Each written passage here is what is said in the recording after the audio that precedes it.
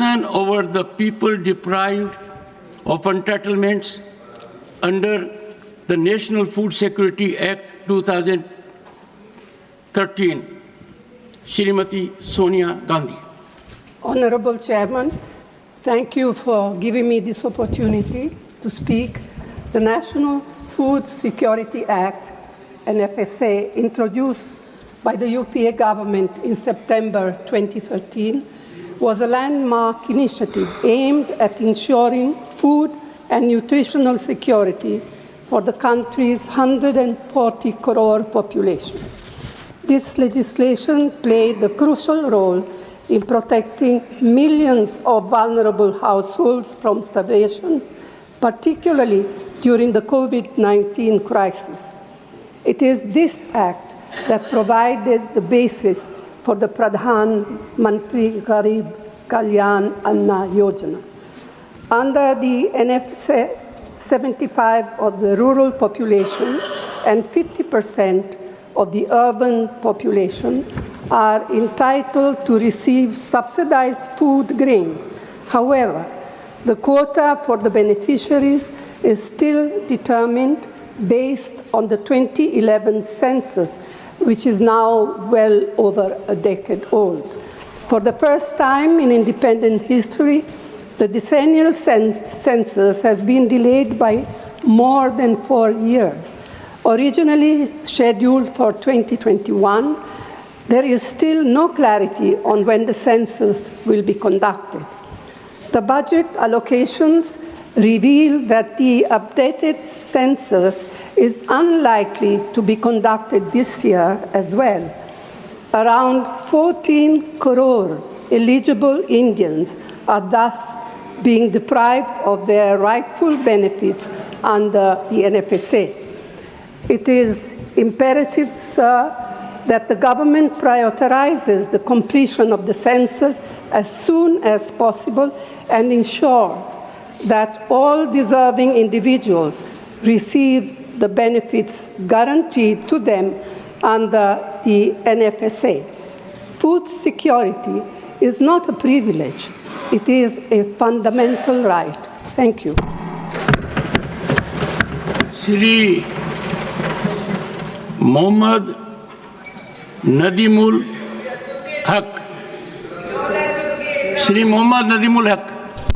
Thank you, sir. Sir, India has a great tradition. Sir, let me. On need to nurture All India Radio to make it world-class national broadcaster. I appreciate your ambition. Thank you, sir. Because the entire nation is in aspirational mode. Sir, please go ahead. Sir, India has a great tradition of cricket commentary on the radio. This government is killing that tradition. In the years gone by, radio cricket commentaries had some legends. Berry Sarbadakari, Pearson Surita, Dikki Ratnagar, Anand Sitalwad, Kishore Bhimani and others. Why is Indian cricket commentary on radio now in such poor shape? With the exception of a few commentators like Sushil Doshi and Vineet Garg in Hindi and Sunil Gupta and Prakash Vagankar in English, it is boring. There is a huge potential for Akashvani to create good content and reach larger audiences by producing world-class cricket commentary. The BBC and ABC only use the best commentators always. Akashvani is India's national broadcaster. It has 591 stations, reaching 98% of the population. With its massive reach, it has huge potential to lead in this space. In the first 3 months of 2022, Akashvani averaged just 2 crores listeners per month. The number of podcast listeners in India is estimated to be 17 crores. Still, the BCCI and channels don't give radio rights to Akashvani. Yes, they deprive Akashvani. Terrible. And Akashvani, it does not even send commentators to the venues, citing lack of funds. On top of that, one cannot hear cricket commentary on the medium wave, but only on FM radio or via an app called News on Air. This is absurd, sir. An excellent way to further grow Akashvani's listeners' base would be to create world-class cricket commentary. For this to become a reality, my party, All India Trinamool Congress, suggests 3 things must be done urgently. 1. Have dedicated channels for each language. Having the Hindi and English commentators doing the commentary as a pair is the surest way to kill good radio commentary. 2. The selection procedure of commentators for Akashvani is an opaque process. To create a pool of top-notch commentators is essential to have an impartial and professional judging system. 3. From the Akashvani panel of commentators, it is essential to select those who have thorough understanding of cricket and the style to engage the listeners.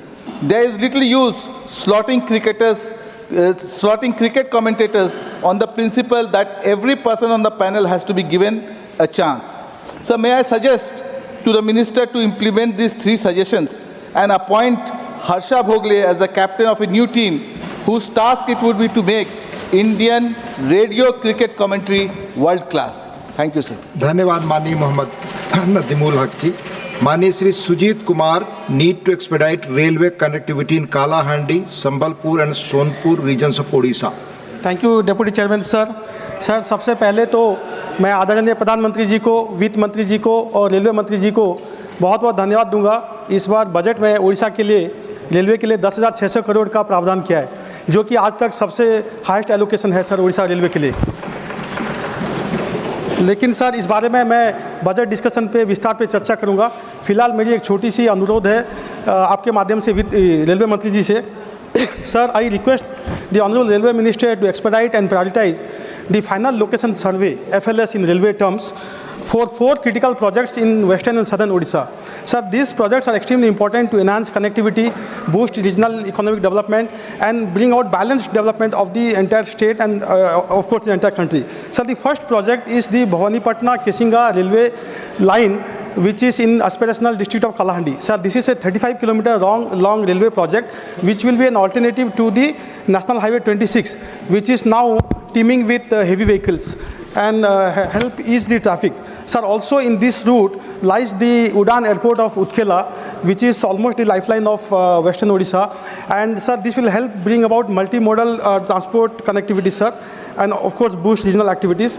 Sir, the current distance between Bhawanipatna to Kesinga, the railway distance will be reduced by 29 kilometers if this project becomes a reality.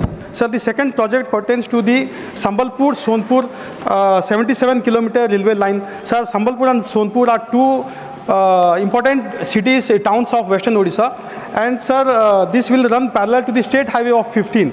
Again, sir, this highway is largely used for transportation of mineral ores and hence is always accident prone. So this railway project will again, sir, help